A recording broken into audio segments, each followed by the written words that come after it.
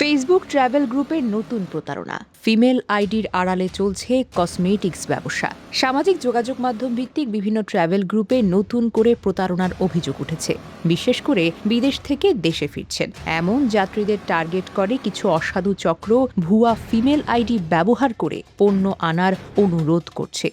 প্রথমে বিষয়টি সাধারণ সাহায্যের অনুরোধ মনে হলেও পরে জানা গেছে এর পেছনে রয়েছে গোপন ব্যবসা ও প্রতারণার কৌশল।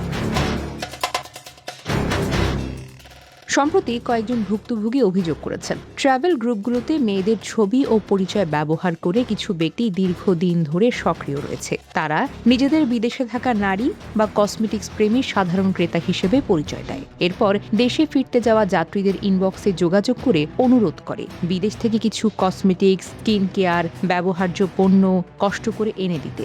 অনেকে নতুন ট্রাভেলার কিংবা সরল মনের মানুষ মানবিক কারণে এসব অনুরোধে সাড়াই দেন। কেউ কেউ ভাবেন একজন নারী হয়তো জরুরি প্রয়োজনে সাহায্য চাইছেন, কিন্তু পরে দেখা যায় যেসব পণ্য আনা হচ্ছে সেগুলো ব্যক্তিগত ব্যবহারের জন্য নয়, বরং দেশে এনে বিক্রি করা হচ্ছে। অর্থাৎ যাত্রীদের অজান্তেই ক্যারিয়ার বা পণ্য পরিবহনকারী হিসেবে ব্যবহার করা হচ্ছে।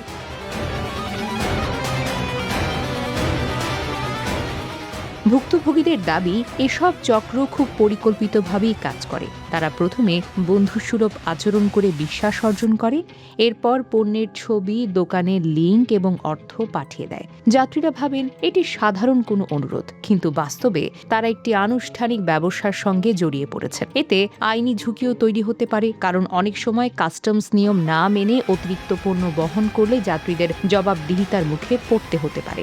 সচেতন মহল বলছে, মানবিক সাহায্য করা অবশ্যই ভালো কাজ, তবে সেই সুযোগে কেউ যেন ব্যবসা বা প্রতারণার ফাঁদ তৈরি করতে না পারে সেই দিকে সবাইকে সতর্ক থাকতে হবে। Desk report, recap news.